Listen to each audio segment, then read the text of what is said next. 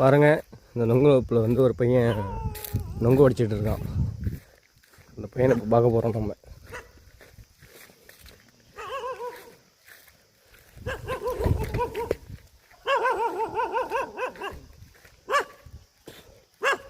ஏய் போ போ கட்ட போ.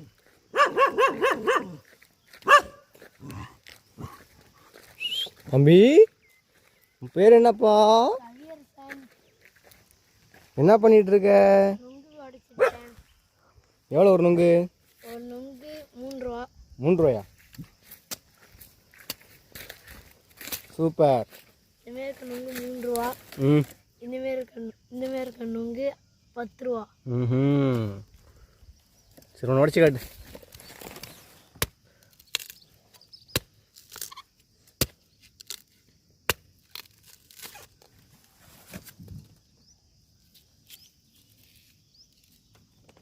சூப்பர்.